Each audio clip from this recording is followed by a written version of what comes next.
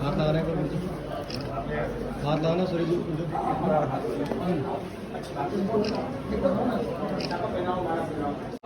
पंडित भागीरथी जोशी का आपने पंचांग की एक वाक्यता पर अपने विचार रखे।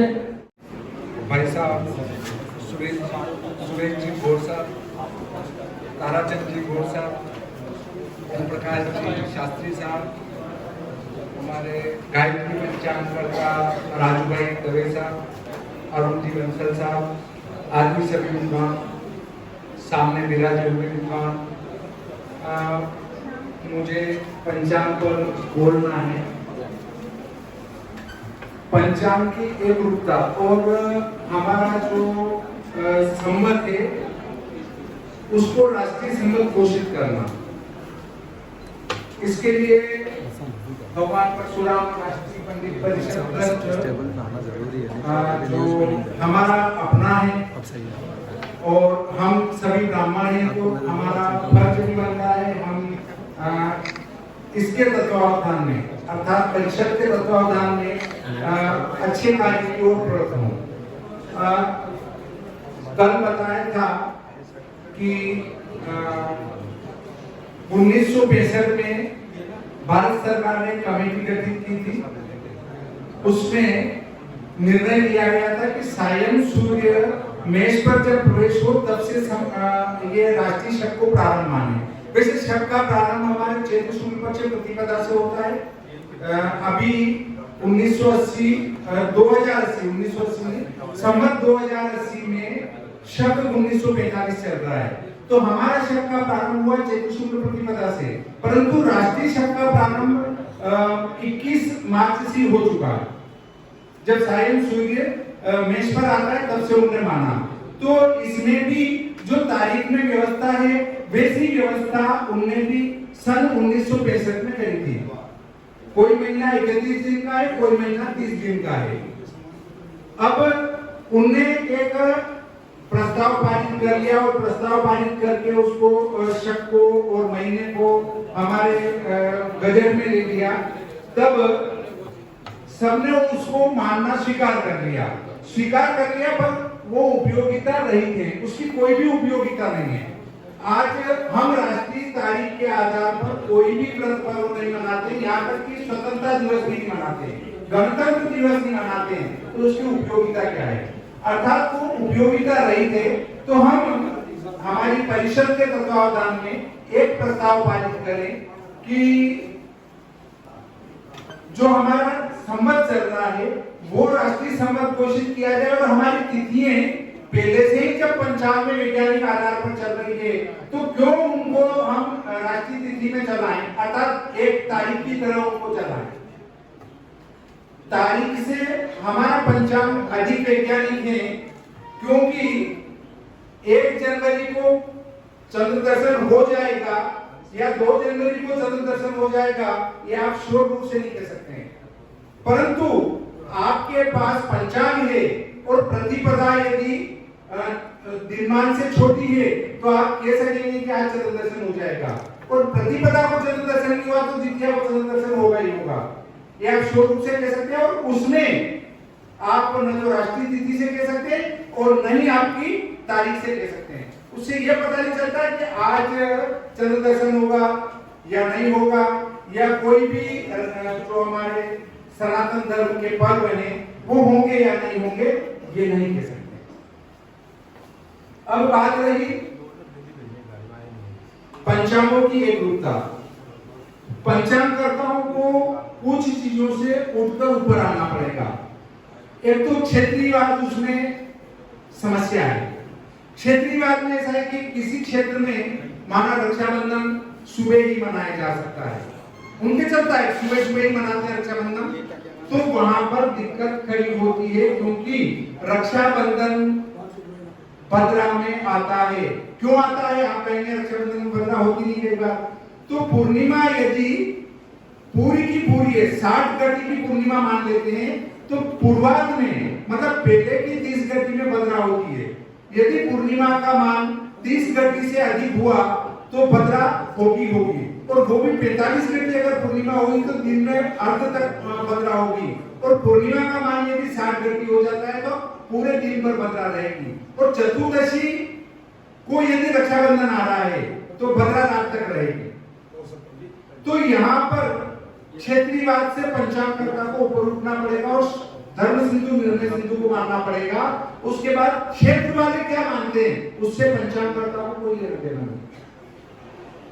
क्षेत्रवाद में भी धीरे धीरे अगर आप पंचांगकर्ता स्पष्ट लिखेंगे कि भद्रा के बाद ही रक्षाबंधन करें तो वो भी अपने अपने परिवर्तन करने लग जाएंगे धीरे धीरे।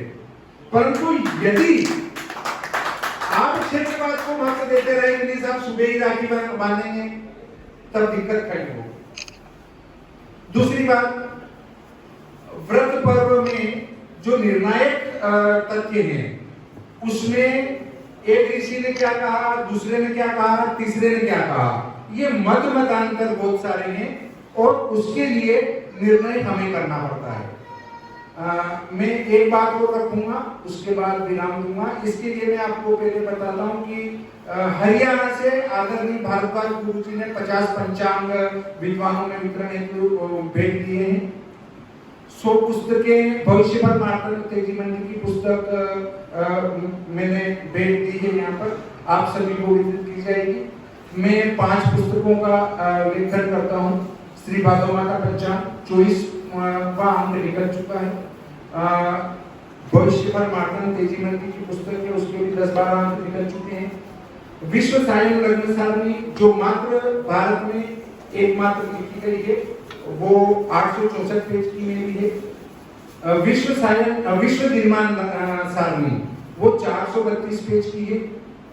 और विश्वपकानयनम उसमें 500 वर्षों के आप विश्वा वगैरह सब देख सकते हैं। और कई नाग और वायु मेघ ये सब मिलते दिखाई दे रखे हैं 200-250 साल के। जितने अपन अभी हैं वो सब जहां तक रहेंगे वहां तक उस पुस्तक में कुछ भी गणित करने की जरूरत नहीं लगेगी। इसके बाद मैं बताता हूँ कि व्रत पर्व में अभी जो दीपावली आने वाली है, अभी दीपावली आने वाली है अर्थात संवत 2081 की, क्योंकि पंचांगकर्ताओं के लिए संवत 2080 तो निकल चुका, उनका वर्तमान संवत हो जाता है 81, क्योंकि गणित उनको 81 का करना है तो वो 81 पर चर्चा करते हैं। इसमें मैं कहूंगा कि सबसे एकीकरण में सबसे ज्यादा जो हाथ है वो गायत्री पंचांगकर्ता आदरणीय भाई साहब राजेश जी दवे साहब का है, जो प्रतिवर्ष पंचांगकर्ताओं की एक बैठक का आमंत्रित करते हैं और उसमें व्रत पर्वों पर एकीकरण के ऊपर चर्चा की जाती है। उसमें ये है कि सिर्फ और सिर्फ पंचांगकर्ता ही आते हैं।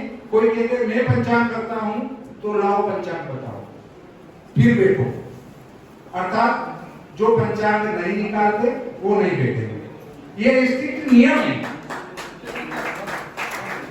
दूसरी बात, आदरणीय भाई साहब सुरेश जी गोड़ साहब बताते हैं आपका सनातन पंचांग चलता है, आपका कई वर्षों से निकलता है और हमने रतलाम में एक बैठक बुलाई थी पंचांगकर्ताओं की, उसमें आपका सहयोग बहुत अच्छा रहा। अब मैं ये बताता हूँ कि दीपावली हमारी अभी आने वाली का 2081 का है। दीपावली में ये समस्या आ रही कि चतुर्दशी तिथि के दिन अर्थात 14 के दिन प्रदोष व्यापिनी अमावस्या है और दूसरे दिन भी अमावस्या प्रदोष में है।